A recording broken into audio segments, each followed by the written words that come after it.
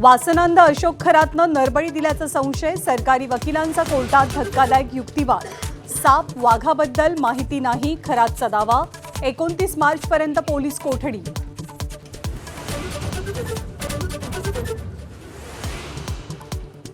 भोंदू खरातनं कामोत्तेजकाच्या नावाखाली 1 किलो मध 9 लाखांना विकल्याची धक्कादायक माहिती समोर.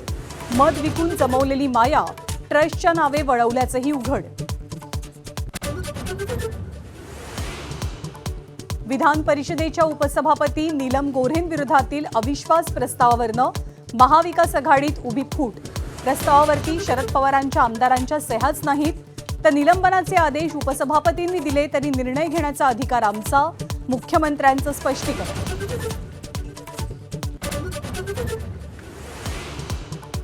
उद्धव ठाकरेंच्या राजकीय निरोप समारंभावेळी मुख्यमंत्री आणि एकनाथ शिंदेंकडनं शाब्दिक कोट्या.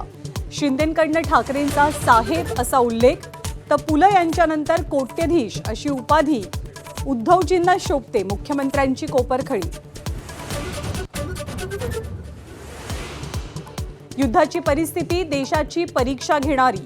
पंतप्रधान नरेंद्र मोदींचा राज्यसभेत पुनरुच्चार. तर राज्यभरात गॅस टंचाईच्या अफवेमुळे एलपीजीच्या दरात वाढ. युद्धाच्या 25व्या दिवशी आखातात क्षेपणास्त्रांचा वर्षाव. इराणचा तेल अवीववरती क्लस्टर बॉम्बचा मारा. तर ट्रम्प यांच्या हॉर्मुझबाबतच्या वक्तव्याची इराणनं उडवली खिल्ली. बदलत्या हवामानाचा फळांच्या राजाला फटका. रायगडमध्ये यंदा 15%च आंबा उत्पादन. आंबा उत्पादक चिंतेत.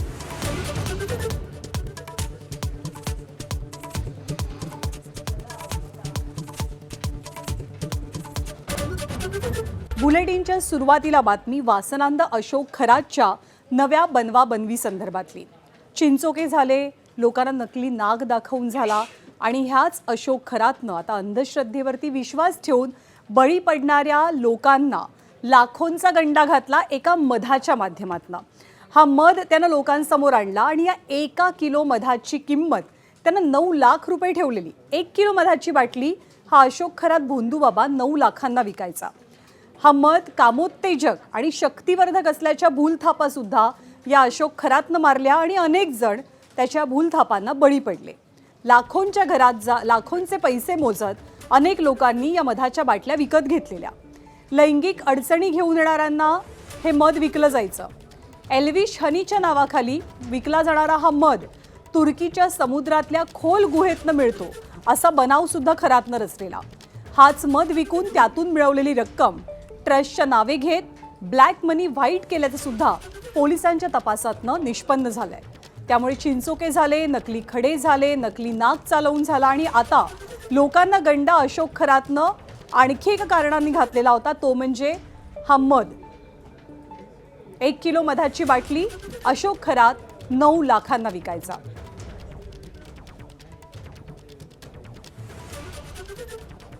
तर अंधश्रद्धेचा खुला बाजार मांडत अनेक महिलांचं लैंगिक शोषण करणाऱ्या खरातला आज न्यायालयात हजर केलं गेलं आणि त्याला 29 मार्चपर्यंत पोलीस कोठडी सुनावण्यात आली आहे.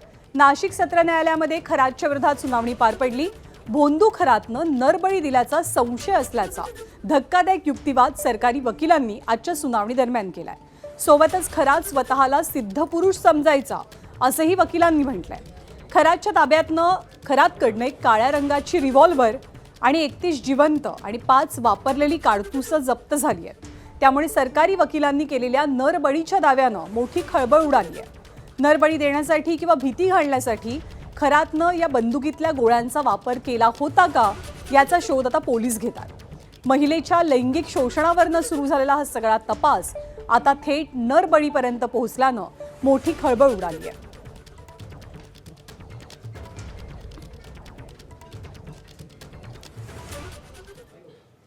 तर कोर्टामध्ये आज अशोक खरातला जेव्हा सादर केलं गेलं तेव्हा कोर्टात युक्तिवाद नेमका काय झाला तोही आपण पाहूया. सरकारी वकिलांनी म्हटलं की कॉस्मोलॉजीचा अभ्यास होता असं खरात सांगायचा. खरातकडे 6,53,000ची रोकड सापडली आणि एक लॅपटॉप सुद्धा मिळाल्याची माहिती सरकारी वकिलांनी दिली. तर खरातकडे काळ्या रंगाची एक रिव्हॉल्वर आणि 31 काडतूसही सापडली। त्यातली 5 काडतूसही वापरलेली असल्यामुळे खरातनं नरबळी दिल्याचा संशय सुद्धा सरकारी वकिलांनी व्यक्त केला आणि खरात वाघाच्या माध्यमातून, सापाच्या माध्यमातून लोकांना भीती दाखवायचा, भीती घालायचा। हरणाची काळी आणि पांढरी कस्तुरी सुद्धा खरात लोकांना देत असल्याची माहिती सरकारी वकिलांनी दिली। खरातनं हरणाची हत्या केल्याचा सुद्धा संशय व्यक्त झाला। तर खरातवरती वन कायद्याअंतर्गत सुद्धा कलम लागू होऊ शकतात असं सरकारी वकिलांनी म्हणणं मांडलं। तर खरातच्या वकिलांनी हा युक्तिवाद खोडून काढत म्हटलं की खरातचा 7 दिवसांपासून तपास सुरू आहे, त्याची चौकशी केली जाते आणि खरातला पुन्हा कोठडी वाढवून देण्याची गरज नाही, त्यामुळे पोलीस कोठडी नको तर न्यायालयीन कोठडी द्या अशी मागणी खरातच्या वकिलाकडनं झाली आणि खरात प्रकरणी पेनड्राईव्हचा कुठेच उल्लेख नसल्याचं आरोपीच्या वकिलांनी म्हटलं। अजून कोणती कागदपत्र घेणं बाकी नसल्याचा उल्लेख सुद्धा खरातच्या वकिलांनी केला। रजिस्टर्ड ऑफिसमधनं कागदपत्र मिळू शकतात, त्यासाठी कोठडीची गरज नसल्याचं नमूद केलं आरोपीच्या वकिलांनी। तर पीडितेचे वकील सुद्धा न्यायालयात होते, त्यांनी असं म्हटलं की खरातवरती लैंगिक छळाचा आणि फसवणुकीचा गुन्हा आहे। 7 दिवसांची कोठडी खरातला दिली जावी, कारण यातून समाजामध्ये संदेश जाईल। अशोक खरात आरोपी त्यानं काय म्हटलं की सापाबद्दल आणि वाघाबद्दल आपल्याला काहीही माहीत नसल्याचं खरात म्हणतोय। हे सगळं आपण पहिल्यांदाच ऐकत असल्याचं सुद्धा त्यांना कोर्टात सांगितलं। मंदिरात जायचो तेव्हा 100 लोक असायचे। 5 दिवसांच्या कोठडीमध्ये जे जे प्रश्न विचारले त्याची सगळ्याची उत्तरं आपण दिली असल्याचं खरातनं सांगितलं। तर याच अशोक खरात प्रकरणी आज मुख्यमंत्री, गृहमंत्री देवेंद्र फडणवीसांनी सभागृहामध्ये निवेदन दिलं आणि यावेळी मुख्यमंत्र्यांनी खरातच्या काळ्या कारनाम्यांचा पाढाच वाचला। आरोपी अशोक खरात याने माहे फेब्रुवारी 2020 ते दिनांक 18/3/2026 रोजीच्या दरम्यान ओकस प्रॉपर्टी कॅनडा कॉर्नर नाशिक येथे फिर्यादी महिलेस बोलवून ती एकांतात कार्यालयात असताना 30 तांब्याच्या बाटलीमधील मंतरलेले पाणी पिण्यास देऊन धार्मिक विधीचे नावाखाली वेळोवेळी फिर्यादी यांच्याशी शारीरिक संबंध केले। यातून फिर्यादी यांना दिवस गेल्याने अशोक खरात यांनी गोळ्या खाण्यास देऊन फिर्यादी यांचा गर्भपात घडवून आणला। अशोक खरात हा देश सोडून पळून जाण्याची शक्यता होती। तो पळून गेला असता तर त्याला शोधणे जिकरीचे ठरले असते, त्यामुळे पोलिसांनी त्याचा लुकआउट सर्क्युलर जारी करण्याबाबत अहवाल एअरपोर्ट अथॉरिटी यांना 10/3/2026 रोजी सादर केला व एअरपोर्ट अथॉरिटीने तात्काळ त्यास परदेश गमनासाठी बंदी घातली। विशेष पोलीस महानिरीक्षक कायदा व सुव्यवस्था यांच्या आदेशान्वये करून दोन्ही तपास SIT कडे वर्ग करण्यात आले। दरम्यान राज्य महिला आयोगाच्या माजी अध्यक्ष रुपाली चाकणकर यांच्या बोटाला झालेली जखम आणि भोंदू खरात सोबत असलेली त्यांची जवळी यावरनं विरोधकांनी अनेक सवाल उपस्थित केले आणि आता सुनील तटकरेंच्या बोटाला झालेल्या जखमीवरनं सुद्धा विरोधक मैदानामध्ये उतरले। तटकरेंच्या बोटाच्या जखमीवरनं दोनही राष्ट्रवादी आमनेसामने आल्या। काही दिवसांपूर्वी तटकरेंचा खरात सोबतचा फोटो समोर आल्यामुळे विरोधकांनी आरोपांच्या फैरी झाडाला आता सुरुवात केली आहे। प्रवीण ठाकूर मला भेटायला आले। मग प्रवीण ठाकूरांनी कबूल केले की ते माझ्या समोरचे उमेदवार आनंद गीतेचे काम करत होते, पण एक कौटुंबिक नात्याने भेटायला आले। त्यांना भेटून मी निघाले असताना त्यांनी दरवाजा लावला, त्यावेळेला माझ्या इथे जखम झाली। तिथेच चोंडीच्या हॉस्पिटलमध्ये जाऊन 5 मला स्टॅपलही टाके मारले। आता याचा अर्थ कोण कुठे लावणार असेल तर दुर्दैव आहे, याच्यापेक्षा काय म्हणू। तर गाडीचा दरवाजा बंद करताना आपल्या बोटाला ही जखम झाल्याचं स्पष्ट केलंय सुनील तटकरेंनी। त्यांच्या अंगठ्याला जखम झाल्याचे फोटो व्हायरल करण्यात आले होते। दरम्यान खरातच्या जाळ्यामध्ये अनेक राजकीय नेते सुद्धा अडकल्याचा आरोप होतोय। आता नवनवीन नावं समोर येतात। खुद्द प्रहार संघटनेचे बच्चू कडू अडचणीत येण्याची शक्यता आहे। बच्चू कडूंचा अशोक खरातच्या पाया पडतानाचा व्हिडिओ व्हायरल झालाय। तुम्ही भाजपचे मंत्री व्हाल तेव्हा इथे याल, अशा आशयाचा संवाद बच्चू कडू आणि खरातांमध्ये झाल्याचं या व्हिडिओमधनं ऐकू येत आहे। लाईक टू से मला तुम्हाला एकच गोष्ट म्हणायची, जेव्हा तुम्ही BJP मध्ये मंत्री असाल तेव्हा तुम्ही इथं या शोधला साकडं होते। लाईक टू से मला तुम्हाला एकच गोष्ट म्हणायची, जेव्हा तुम्ही BJP मध्ये मंत्री असाल तेव्हा तुम्ही इथं या शोधला साकडं होते। त्या भोंदू खरात सोबतचा व्हिडिओ व्हायरल झाल्यावर बच्चू कडूंनी स्पष्टीकरण दिले, आपण पाहूया। भोंदू बाबाचा आम्ही निषेधच करतो, त्यांचं समर्थन कधीच करू शकत नाही। आणि कार्यकर्त्यांना आम्हाला मंदिरात नेलं. महादेवाचं मंदिर होतं. महादेवाच्या मंदिरात ते भोंदूबाबा तिथं होते. त्यांनी माझा सत्कार केला, फेटा बांधला आणि काय म्हणतात त्याला, आता एक कोणताही वरिष्ठ माणूस आमच्या वयापेक्षा जास्त आहे तर ते आपली संस्कृती आहे, आपण पाया पडतोय. ते झुकून आपण असं फक्त त्याला एक काय म्हणते मान सन्मान म्हणून समाजाचं मन राखावं लागतं. कधी कधी आम्हाला माहीत असतं का हा बाबा कामाचा नाही, हे सगळं धोताण आहे, पण समाज मन नाराज झाला नाही पाहिजे म्हणून एक आम्हाला जपावं लागतं. आणि अनेक महिलांचं लैंगिक शोषण करून चिंचोके लाख लाख रुपयांना विकून, एक मध 9 लाखांना 1 किलोची बॉटल विकून या अशोक खरातनं बरीच काळी माया जमा केलेली होती. खूप मोठी संपत्ती त्यानं जमवल्याचं समोर येत आहे. नाशिकमध्ये खरातनं आलिशान बंगले, तर शिर्डीमध्ये फार्म हाऊस आणि अनेक मोक्याच्या ठिकाणी भूखंड आणि 48 गुंठ्यांवरती पसरलेल्या लॉन्समध्ये पार्टनरशिप, अशी सगळी संपत्ती, अशी सगळी माया खरातनं गोळा केलेली. शिर्डीतल्या वॉटर पार्क शेजारी निमगाव शिवारात असलेल्या कोट्यवधींच्या मालमत्तेवरती सुद्धा भोंदूबाबा भागीदार आहे. 48 गुंठे परिसरात असलेल्या सिल्वर ओक लॉन्समध्ये अशोक खरात भागीदार असल्याची माहिती आहे. शिवानिका ट्रस्टचे उपाध्यक्ष जितेंद्र शेळकेंचे बंधू महेंद्र शेळकेंच्या लॉन्समध्ये या भोंदूची गुंतवणूक आहे. शिर्डीत अनेक मालमत्ता अशोक खरातच्या नावे असल्याची चर्चा असून या मालमत्ता त्यानं कशा मिळवल्या याची सुद्धा आता चौकशी होतीये. भक्तांना गंडवून, भक्तांना फसवून भोंदू मांत्रिक अशोक खरातनं जमा केलेल्या संपत्तीचा पूर्ण हिशेब अजून व्हायचा बाकी आहे. तर याच भोंदूबाबा अशोक खरात संदर्भात, त्याच्यावर होणाऱ्या कारवाई संदर्भात मुख्यमंत्र्यांनी सभागृहात निवेदन दिलं आणि मुख्यमंत्र्यांच्या निवेदनानंतर खरात प्रकरणावरनं राजकारण कसं रंगलं तेही पाहूया. माझा आपल्याला एकच फक्त प्रश्न आहे की नुसतं आर्थिकदृष्ट्या नाही तर या सगळ्या गोष्टीमध्ये अधिकाऱ्यांना माहिती असून सुद्धा त्यांनी ही गोष्ट कानाडोळा केला आणि म्हणून इथपर्यंत आलं. आपण सगळी हिस्ट्री 2022, 23, 24 पासून सगळी सांगितली. त्याचबरोबर राजकारणातल्या काही माणसांचे नावं अध्यक्षमध्ये समोर आलेत, फोटो समोर आलेत. आपलं महाराष्ट्र राज्य हे पुरोगामी महाराष्ट्र राज्य आहे. छत्रपती शिवाजी महाराजांच्या विचारांचं हे राज्य आहे. तुम्ही आम्ही अंधश्रद्धा निर्मूलन कायदे करतो. अशा वेळेला जे कोणी याच्यामध्ये आहेत ते सुद्धा याच्यामध्ये गुंतलेले आहेत, त्यांची आपण चौकशी करणार का? अध्यक्ष महोदय, स्पष्ट आहे की यामध्ये काही IPS, IAS, महसूल विभागाचे अधिकारी, यामध्ये तहसीलदार, हे काही अधिकारी आहेत. ठीक आहे, आपण फोटो कोणाचे कोणाबरोबर काढतो त्यामुळे त्या फोटोवरून कोणावर गुन्हे दाखल करणं हे योग्य होणार, याच्याशी तर आपण सगळेच सहमत आहोत.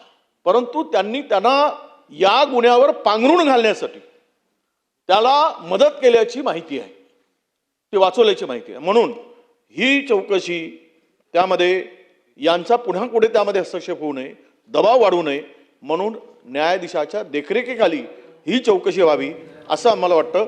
या संदर्भात आपण निर्णय घ्याल का? तर अशोक खरात प्रकरणी कुणालाही पाठीशी घातलं जाणार नाही. जर कुणी मदत केली असेल, चूक केली असेल तर प्रत्येकाला शिक्षा होईलच, हे मुख्यमंत्र्यांनी स्पष्ट केलं आहे. फोटो कोणासोबत आहे यावरनं त्याला आरोपी करता येणार नाही. पण आता आपण डिलीटेड डेटा पण या ठिकाणी संपूर्ण काढतोय. त्यामुळे डिलीटेड डेटामध्ये कोणाचा संपर्क होता का, कोणी व्यवहार केला आहे का, कोणी मेसेजेस केले आहे का, या गोष्टीत जो कोणी असेल त्या प्रत्येकाची याच्यामध्ये चौकशी केली जाईल. त्यामुळे याच्यामध्ये कोणालाही आपण पाठीमागे घालणार नाही. कोणी डायरेक्ट केली असेल, कोणी इनडायरेक्ट केली असेल, कुठली मदत असेल तरी तो धडा आपण शिकू. आपण आणखी एका महत्त्वाच्या बातमीकडे वळतो. ही बातमी आहे नीलम गोऱ्हेंच्या अविश्वास प्रस्तावासंदर्भातली. नीलम गोऱ्हेंनी काल साताऱ्याच्या एसपींच्या निलंबनाचे आदेश दिले आणि त्यानंतर एक प्रकारे महायुतीमध्ये शिवसेना भाजपमध्ये ठिणगी पडल्याचं पाहायला मिळालं. परंतु विधान परिषदेच्या उपसभापती नीलम गोऱ्हेंच्या विरोधातील अविश्वास प्रस्तावाच्या वेळेला महाविकास आघाडीमध्ये उभी फूट पाहायला मिळाली. अधिकार नसतानाही साताऱ्यातील पोलीस अधीक्षक तुषार दोशींच्या निलंबनाचे आदेश दिल्याचं कारण देत विरोधकांनी गोऱ्हेंच्या विरोधात अविश्वासाचा प्रस्ताव आणला. पण या प्रस्तावाच्या पत्रावरती शरद पवारांच्या राष्ट्रवादीच्या एकाही आमदाराची सही नाहीये. केवळ ठाकरे आणि काँग्रेसच्या आमदारांच्या सह्या यावर पाहायला मिळतात. राष्ट्रवादीचे विधान परिषदेमधले 2 आमदार आज गैरहजर होते. तर राष्ट्रवादीचे प्रदेशाध्यक्ष शशिकांत शिंदेंनी या प्रस्तावावरती किंवा पत्रावरती सहीच केलेली नाहीये. विधान परिषदेच्या उपसभापती नीलम गोऱ्हे निवृत्त होणार असून त्यांचं हे शेवटचं अधिवेशन आहे. मात्र पक्षाची बाजू भरभक्कमपणे सभागृहात मांडून नीलमताईंनी आपल्या कमबॅकचा मार्ग सुकर केलाय का, अशी सुद्धा चर्चा आता रंगू लागली आहे.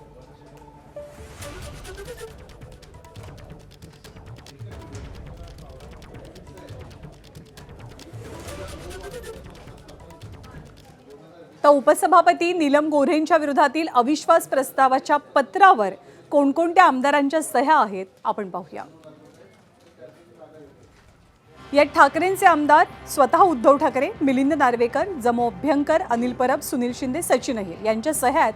तर काँग्रेसकडनं भाई जगताप, धीरज लिंगाडे, राजेश राठोड आणि सुधाकर आडबाले यांनी सही केलेली आहे. एकूण 10 जणांच्या सह्या या पत्रावरती पाहायला मिळतात.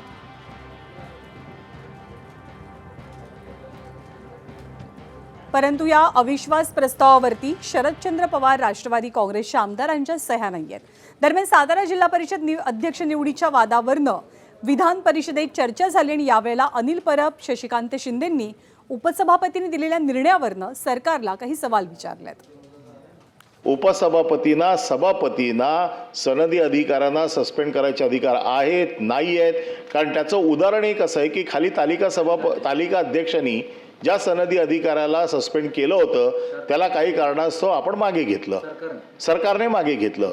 आता हे मागे घेताना कशाच्या आधारावरती घेतलं, तसा तो त्यांचा आदेश चुकीचा होता का, या सगळ्या गोष्टींचा आमच्या मनात अजूनही नीट खुलासा झालेला नाही आहे. आणि त्यामुळे या सगळ्या गोंधळामध्ये आम्हाला असं वाटतंय की खुर्चीने घेतलेला निर्णय जर मिसयूज ऑफ पॉवर असेल तर उपसभापतींना असा निर्णय जर आपल्या खुर्चीचा गैरउपयोग करून जर घेतला असेल म्हणून आम्ही त्यांच्यावरती रिबोल प्रस्ताव आणलेला आहे. चर्चा झाली, आपण निर्णय राखून ठेवला. उपसभापतींनी घेतलेल्या निर्णयाला परत आपण प्रवीण दरेकरने एक मुद्दा उपस्थित केला जो तांत्रिक दृष्टिकोनातून या ठिकाणी चर्चेला येणं महत्त्वाचं आहे. प्रवीण दरेकरने असं सांगितलं की जे सकाळी रुलिंग झालं त्याच्यानंतर प्रवीण दरेकर आले आणि त्यांनी सांगितलं की IPS आणि IAS ऑफिसरांना आपण निलंबित करण्याच्या किंवा बडतर्फ करण्याचा किंवा त्यांना कारवाई करण्याच्या बाबतीमधला सभापतीला आणि उपसभापतींना यांना अधिकार आहे का, हा मुद्दा महत्त्वाचा आलेला आहे. तर महाविकास आघाडीचे आमदार, शिवसेनेचे आमदार अनिल परब आणि शशिकांत शिंदे यांनी उपस्थित केलेल्या प्रश्नांना मुख्यमंत्री देवेंद्र फडणवीसांनी काय उत्तर दिलं ते सुद्धा पाहूया. सभापती, अध्यक्ष किंवा अगदी तालिका सभापती देखील परिस्थिती अनुरूप एखादा निर्देश देऊ शकतात, पण तो निर्देश दिला म्हणजे आता त्याच्यातनं सुटका नाही, ते ब्रह्मवाक्य होऊ शकत नाही. त्या संदर्भात जी वस्तुस्थिती असेल त्या वस्तुस्थिती अनुरूपच त्याच्यावर कारवाई होते असा माझा समज आहे. आणि आज विधान परिषदेमध्ये निरोप समारंभ पार पडला. उद्धव ठाकरेंसह एकूण 9 आमदार आज रिटायर झाले. त्यांचं कार्यकाळ मे महिन्यात त्याच्या शेवटी संपतो, पण हे त्या सगळ्यांचं शेवटचं अधिवेशन आहे आमदार म्हणून, त्यामुळे हा कार्यकाळ त्यांचा संपलेला आहे आणि त्या सगळ्यांना निरोप दिला गेला. माजी मुख्यमंत्री आणि विधान परिषदेचे आमदार उद्धव ठाकरेंचा विधान परिषदेचा कार्यकाळ संपल्यामुळे राजकीय निरोप उद्धव ठाकरेंना दिला गेला. यावेळी सभागृहात कोपरखळ्या आणि तुफान शाब्दिक फटकेबाजी रंगली. विशेष म्हणजे उपमुख्यमंत्री आणि उद्धव ठाकरेंचे एकेकाळचे सहकारी एकनाथ शिंदेंनी आपल्या भाषणात उद्धव ठाकरेंचा उल्लेख साहेब असा केला. तर उद्धव ठाकरेंचा स्वभाव राजकीय नसल्याचं सांगतानाच मुख्यमंत्र्यांनी शेरो शायरीतनं राजकीय कोपरखळ्याही मारल्या.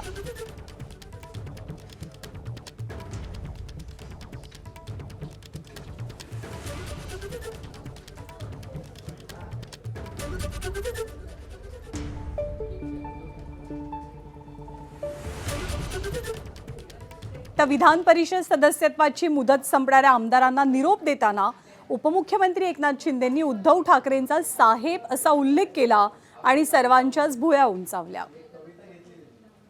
या वरिष्ठ सभागृहातील 9 सदस्यांना आज आपण निरोप देत आहोत.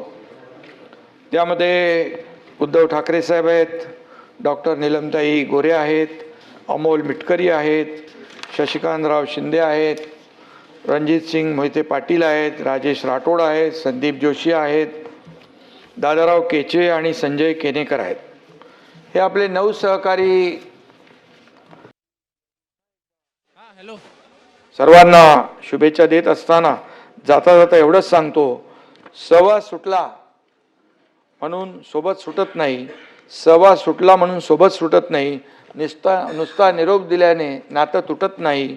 निरोपाचा क्षण नाही, शुभेच्छांचा सण आहे. आणि म्हणून निरोपाचा क्षण नाही, शुभेच्छांचा सण आहे.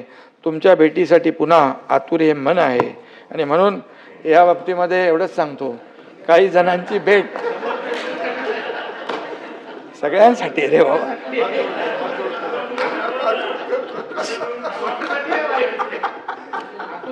अरे आता हे निरोप समारंभाला बघा, वाईट बोलायचं नसतं, चांगलं बोलायचं असतं. तिळगुळ घ्या, गोडगोड बोलतो आपण ना, तर सगळ्यांसाठी चांगलं आहे.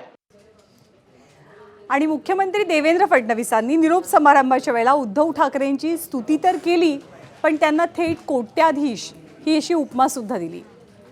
पुन्हा एकदा मी या सर्वांना शुभेच्छा देत असताना जाता जाता एवढंच सांगतो, सवा सुटला म्हणून सोबत सुटत नाही.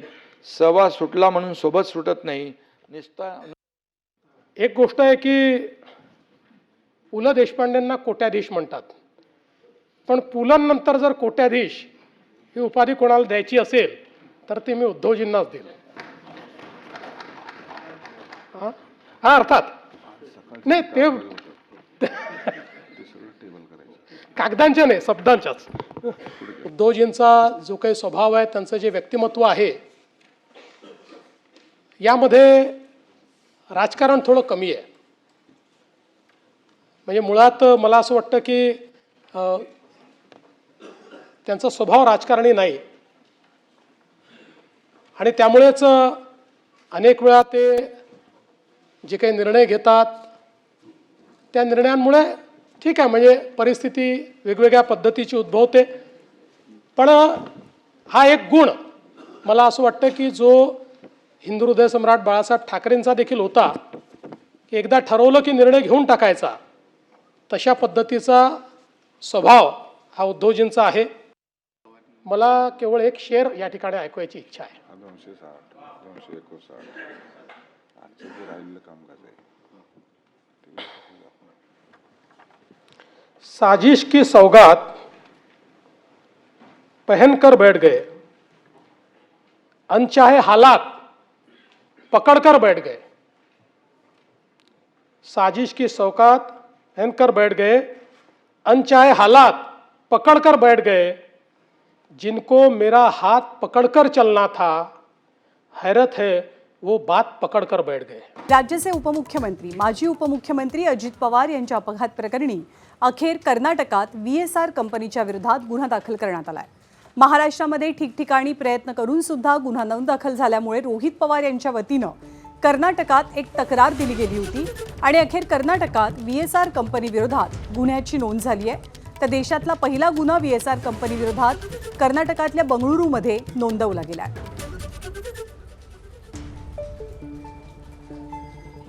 आणि पश्चिम आशियातल्या संघर्षावरती पंतप्रधान नरेंद्र मोदींनी आज राज्यसभेत निवेदन सादर केलं. या संघर्षामुळे व्यापार मार्गांवरती परिणाम होत असून गॅस आणि खतांसारख्या महत्त्वाच्या वस्तूंच्या पुरवठ्यावरती सुद्धा परिणाम होत असल्याचं मोदींनी स्पष्ट केलं. या संपूर्ण प्रश्नावरती संवाद आणि शांततेचा मार्गच योग्य असल्याचा ठाम विश्वासही त्यांनी व्यक्त केला. भारताकडे कच्च्या तेलाचा पुरेसा साठा असून ऊर्जा पुरवठा कायम ठेवण्यासाठी सरकार प्रयत्नशील असल्याचंही त्यांनी म्हटलंय. दरम्यान या संकटाचा शेती क्षेत्रावरती परिणाम होऊ नये म्हणून सरकार प्रयत्नशील असून आगामी पेरणी हंगामात खतांची कमतरता भासू देणार नाही असा विश्वास सुद्धा पंतप्रधान नरेंद्र मोदींनी देशभरातल्या शेतकऱ्यांना दिलाय. युद्ध की शुरुआत के बाद से मैंने पश्चिम एशिया के ज्यादातर देशों के राष्ट्राध्यक्षों के साथ 2 राउंड फोन पर बात की है. हम गल्फ के सभी देशों के साथ लगातार संपर्क में हैं. हम ईरान, इजराइल और अमेरिका के साथ भी संपर्क में हैं. हमारा लक्ष्य डायलॉग और डिप्लोमेसी के माध्यम से क्षेत्र में शांति की बहाली का है. हमने डी एस्केलेशन और हॉर्मुज स्ट्रेट खोले जाने पर भी उनसे बात की है. आदरणीय सभापति जी, वर्तमान संकट ने पूरी दुनिया की इकोनॉमी को हिला दिया है। अभी तक पश्चिम एशिया में जो नुकसान हुआ है उससे रिकवर होने में भी दुनिया को बहुत समय लगेगा। भारत पर इसका कम से कम दुष्प्रभाव हो, इसके लिए निरंतर प्रयास किए जा रहे हैं। आने वाले समय में ये संकट हमारे देश की बड़ी परीक्षा लेने वाला है और इस परीक्षा में सफलता के लिए राज्यों का सहयोग बहुत आवश्यक है। इराणसोबत सुरू असलेल्या युद्धादरम्यान पहिल्यांदाच पंतप्रधान नरेंद्र मोदी आणि अमेरिकेचे राष्ट्राध्यक्ष डोनाल्ड ट्रम्प या दोघांमध्ये चर्चा झाली आहे। हॉर्मुझची सामुद्रधुनी सुरू ठेवण्यासंदर्भात या दोघांमध्ये संवाद घडल्याचं कळतंय। भारतातील अमेरिकेच्या राजदूतांकडनं या संदर्भात माहिती देण्यात आली आणि या सगळ्या युद्ध परिस्थितीमध्ये सर्वाधिक संवेदनशील बनली आहे ती हॉर्मुझची सामुद्रधुनी। काही दिवसांपूर्वी भारतात या सामुद्रधुनीमधनं 2 जहाजं दाखल झालेली आणि आता तिसरं जहाज सुद्धा हॉर्मुझच्या सामुद्रधुनीतनं भारताच्या सीमेत दाखल होत आहे। ओमानची खाडी पार करून हे जहाज भारतात काही दिवसांमध्ये पोहोचेल। भारतीय नौदलाच्या संरक्षणात LPG गॅसनं भरलेल्या जहाजाची भारताच्या दिशेनं कूच सुरू आहे।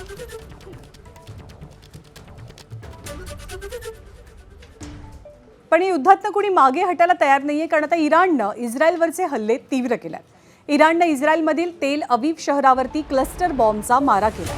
हा क्लस्टर बॉम्ब 100 किलोच्या 4 भागांमध्ये फुटला आणि तेल अवीवच्या नागरी वस्त्यांवरती इराणकडनं भीषण मारा करण्यात आलाय।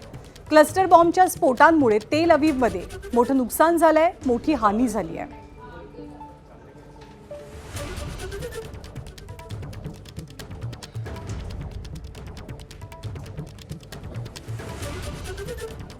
तर इराणनं हे हल्ले केल्यानंतर दक्षिण लेबनॉनमध्ये पुन्हा एकदा इस्रायलनं हल्ला केला। गॅस स्टेशनच्या परिसरात इस्रायलकडनं हवाई हल्ले करण्यात आले। या हल्ल्यात गॅस स्टेशन परिसराचं मोठं नुकसान झाल्याची माहिती समोर येते।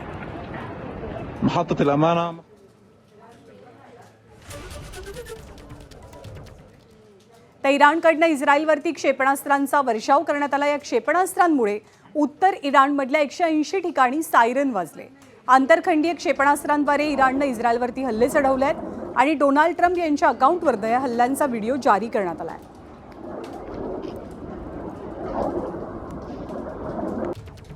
आणि डोनाल्ड ट्रम्प एक प्रकारे युद्धविरामाची भाषा करू लागले, तरी सुद्धा इस्रायलची वेगळी भूमिका आहे, कारण इस्रायलची युद्धनीती ही अमेरिकेपेक्षा वेगळी असून इस्रायली सैन्य इराणवरती आपले हल्ले सुरूच ठेवणार असल्याचं इस्रायलचे पंतप्रधान बेंजामिन नेतन्याहू यांनी म्हटलंय। केवळ इराणच नाही तर हिजबुल्ला विरुद्धचं युद्ध सुद्धा सुरू राहील असं नेतन्याहूंनी ठामपणे सांगितलंय।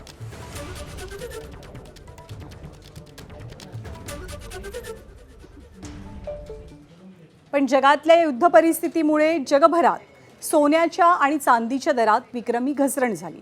अशातच अमेरिकेचे राष्ट्राध्यक्ष डोनाल्ड ट्रम्प यांनी 5 दिवसांचा युद्धविराम घोषित केल्याच्या नंतर परिस्थिती सुधारत असतानाच इराणनं ट्रम्प यांचं विधान खोडून काढल्यामुळे पुन्हा एकदा सोन्या चांदीच्या दरात घसरण पाहायला मिळते। डोनाल्ड ट्रम्प आणि इराणमधील शाब्दिक युद्धात सोन्या आणि चांदीच्या दरात मात्र चढउतार सातत्यानं पाहायला मिळतात।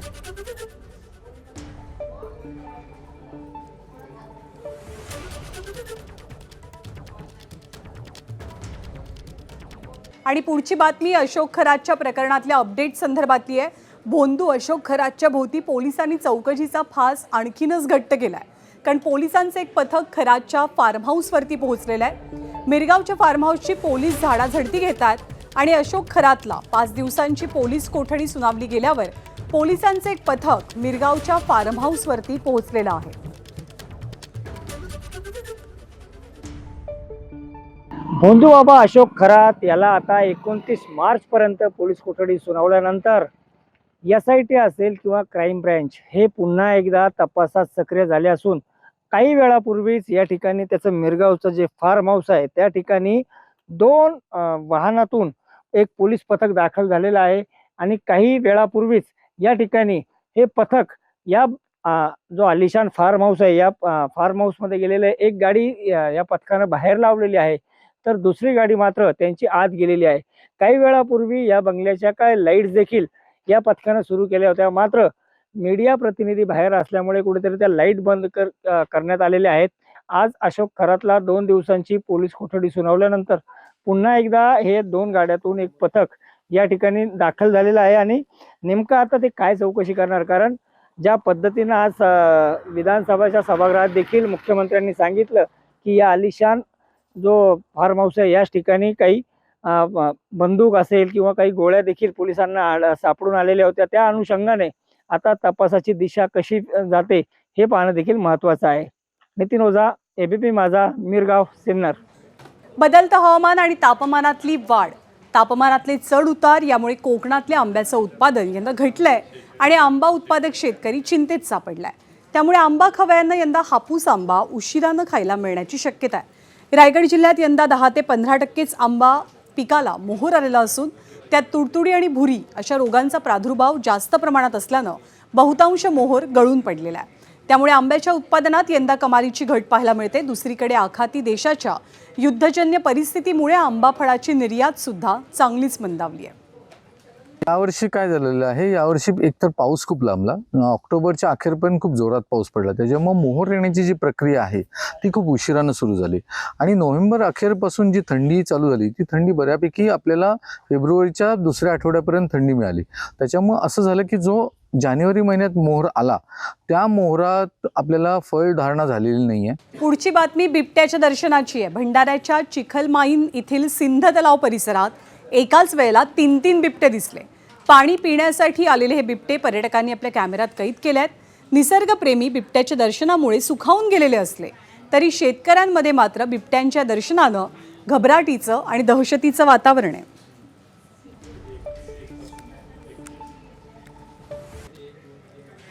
झोमॅटोवरनं बरेच जण जेवणाची ऑर्डर देत असतात, पण आता झोमॅटो पाठोपाठ स्विगीवरनं सुद्धा जेवण ऑर्डर करणं महाग होणार आहे. स्विगीवरनं ऑर्डर केल्यास आता अतिरिक्त शुल्क द्यावं लागणार आहे. प्रत्येक ऑर्डरच्या पाठीमागे 17 रुपये 58 पैसे म्हणजे जवळपास 18 रुपये ग्राहकांना अधिकचे मोजावे लागतील. यापूर्वी अंदाजे 15 रुपये प्रत्येक ऑर्डर मागे मोजावे लागत होते, त्यात आता वाढ करण्यात आली आहे. त्यामुळे स्विगीवरनं ऑर्डर करणं महाग होणार आहे.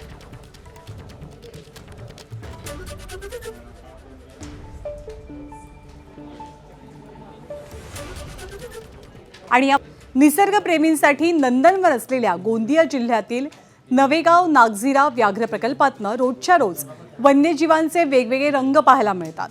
कधी वाघाची डरकाळी, कधी बिबट्याची चपळाई पर्यटकांचं लक्ष वेधून घेते. सध्या मात्र एका खोडकर अस्वलाचा व्हिडिओ एका पर्यटकानं आपल्या मोबाईलमध्ये कैद केलाय.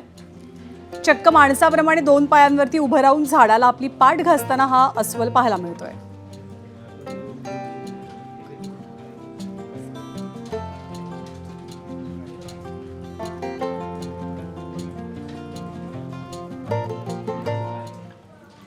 राज्याच्या एसटी महामंडळाच्या ताफ्यात राजमाता जिजाऊ एसटी स्मार्ट बस दाखल झाल्यात. या अत्याधुनिक बसेसमुळे प्रवाशांना आरामदायक प्रवास करता येणार आहे. या सगळ्या बसेस डिझेलवरती चालणाऱ्या असून 3000 एसटी बसेस आज एसटीच्या ताफ्यात दाखल झाल्यात. या बसेस नंतर एसटी महामंडळ फक्त इलेक्ट्रिक बसेसची खरेदी करेल. राजमाता जिजाऊ बसेसमध्ये सुरक्षेच्या दृष्टिकोनातनं 4 CCTV कॅमेरे असतील, तर बसमध्ये पुढचं स्थानक कळावं यासाठी LED स्क्रीन डिस्प्लेची सुद्धा सोय आहे. तर प्रत्येक सीट खाली मोबाईल चार्ज करण्याची सुविधा सुद्धा उपलब्ध करून देण्यात आली आहे. आज मुख्यमंत्री आणि 2ही उपमुख्यमंत्र्यांच्या उपस्थितीत या एसटी बसचा लोकार्पण सोहळा पार पडला.